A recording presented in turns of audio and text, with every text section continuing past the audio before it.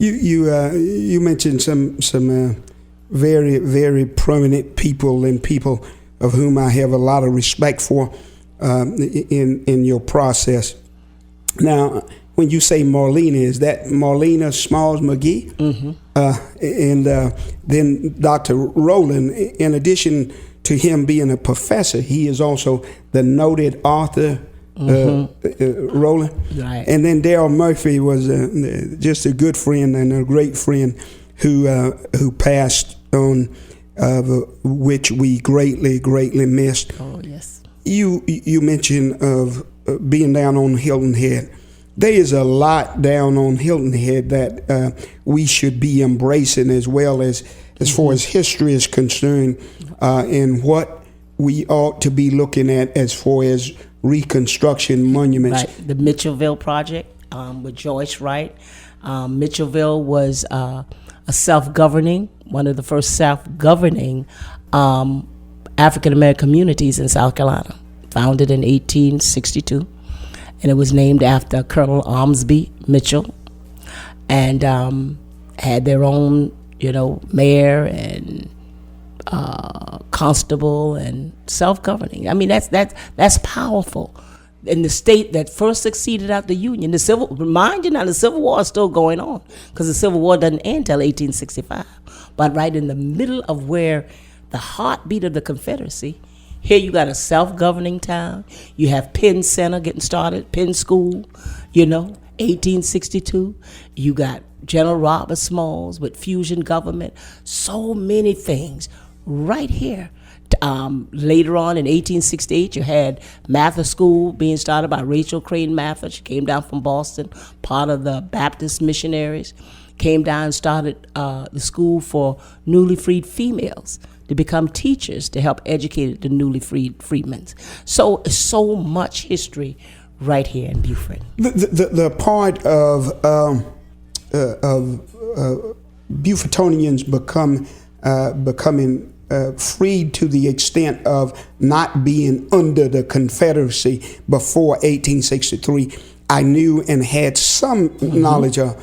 But the thing that absolutely shocked me was that in 1862, as a result of the Confederate soldiers fleeing, that Mitchellville was actually an organized community that had town officials and everything. I thought that was the most amazing thing that I've heard of in our history, and I just think that it ought to be published to every person in America ought to know it, and especially every black person in America ought to know that these people who had been in slavery and under slavery all their lives had never been taught to read, because it was against the Southern Confederate law to teach, for even a white man to teach them to read. Yet they had the brilliance to actually put together a government and be self-governing doing in the middle of the Civil War. I thought it was absolutely amazing, and I still think it to this day that it is one of the most amazing accomplishments that we have in this nation. Yeah. So tell us then, what is the lineup and what are the opportunities that we have as far as the Gullah Festival and participation in the festival? We're looking for donations. We're looking for sponsorship. We're looking for people who want to volunteer. It's always Memorial Day weekend, because, like I said, this festival is the grandson festival of the old-fashioned Decoration Day that was founded May 1st, 1865. So it's always Memorial Day weekend. So it's May 26th, 27th, and the 28th.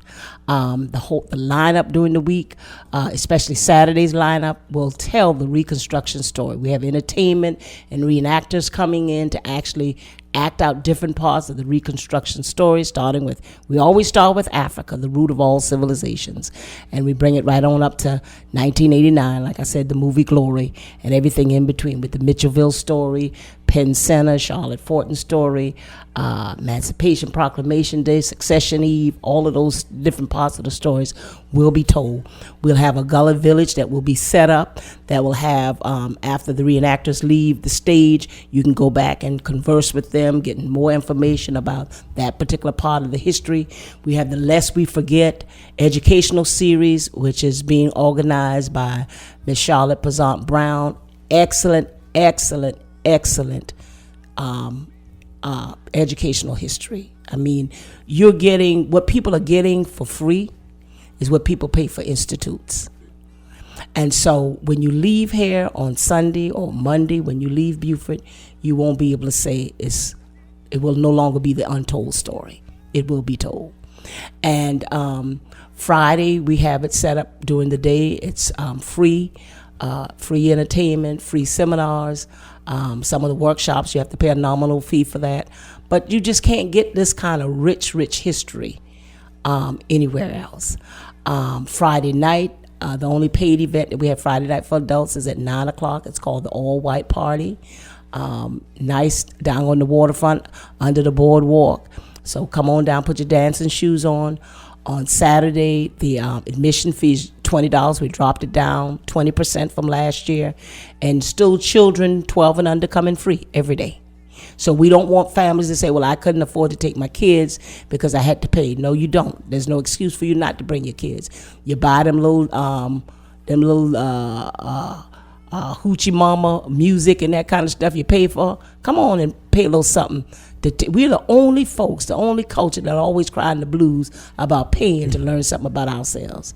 You don't hear that from the Jewish community. You don't hear that from the Hispanic community, Asian community. They make sure their children are taught their history and their heritage. We are the only ones that complain. And, well, they ain't teach me that in school. Well, guess what? You don't have no excuse because we're teaching it at the Gullah Festival. So come on down. Sunday, gospel concert along with we close out with the Paris Island Jazz Band. We'll even do the ceremony of remembering those lost at sea.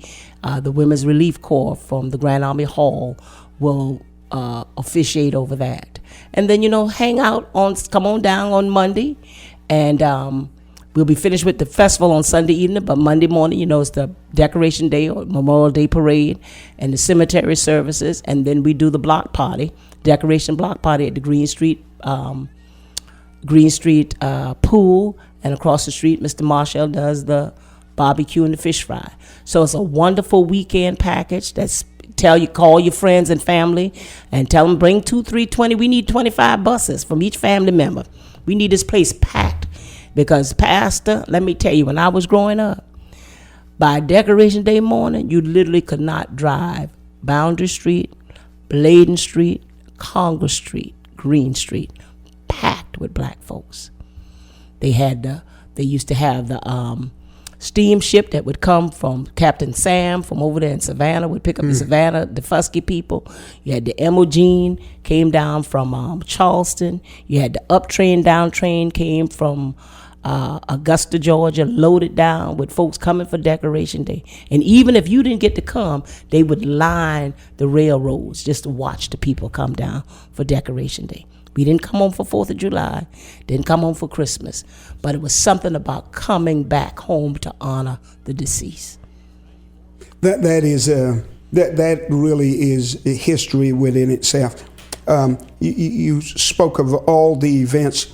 I've been going to and party to the picnic that Mr. Marshall does after the parade. It is just a great thing. Mm-hmm. The Women's Relief Corps has been a favorite on Sunday. Excuse me. You mentioned the night all white. Does that mean that if I'm black, I can't come? Oh, come on, Pastor. All white dress, all white attire. Did you know what take Pastor to show off up in here? The all white attire on Friday night. And then even those of us that grew a little bit older than I remember the old Silver Slipper Supper Club. On Saturday night, we have the old Silver Slipper Supper Club dance with Ray Shinnery coming in from New York, and his singing, and Gwen Yvette and her band. And that'll be at the Tabby Place, the old Piggly Wiggly that was downtown Piggly Wiggly. Not the old Piggly Wiggly from Boundary Street, but the old Piggly Wiggly downtown at the Tabby Place. So we got a lot of exciting things for people to enjoy. And like I said, we're able to keep some of the prices down so that families can come and enjoy the day. And then if mom and daddy want to let their hair loose, hair down a little bit in the evening, we got some adult entertainment in the evening. And we got historical tours that's lined up to take you to the different reconstruction sites. So if you have not taken advantage of knowing what's in your backyard, then you get a chance to get on one of those tour vans or buses, minibuses, and find out what's in your backyard. We have practiced for the time that the radio station has been here, that those things whereby there is a fee, we have practiced not giving any airtime to it. But I just thought that this is so important that culturally for our people, I just encourage us all to get involved with our culture, to actually be a part of this entire process, because I am convinced that until we teach our children who they are and from whence they have come, and educate them on how to be a part of the culture, if you will, and how do we have them actually look at the state that we are in Beaufort County, and use it not as a method of being discouraged, but how do we intelligently evaluate where we are and say, I can do this. I can get to be a part of this, and it can become a cottage industry, if you will, in tourism and all of those things, because I think we have been narrow-minded on how we encourage our children.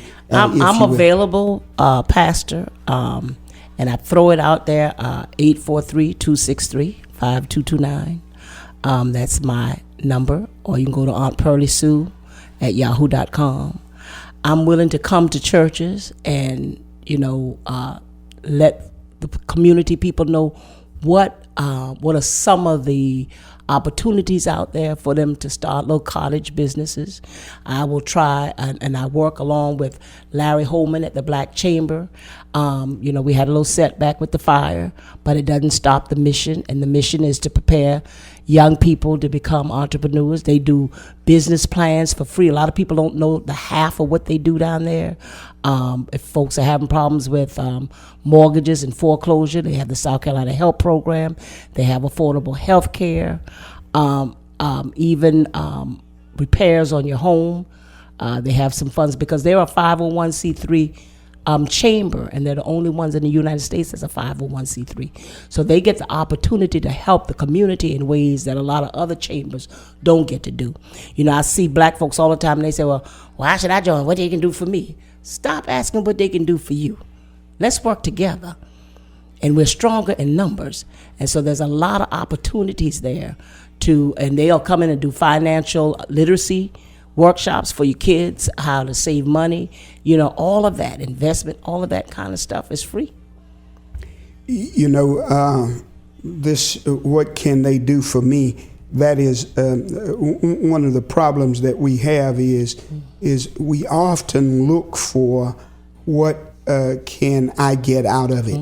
But I think the most blessed person is that person that say, what can I do? What can I give? Because, again, being a Baptist preacher, the scripture says, and thou shalt be a blessing. Right. And so if I'm able to be a blessing, that means that I don't need anybody to give me, because I'm the giver. And I would much rather be the giver than the receiver any day. Well, we're looking for, if churches are looking for a little fundraiser, this year we have Church Row. We call it Rosalie Kitchen, where your best church cooks can come on out and they can set up a table and sell church dinners.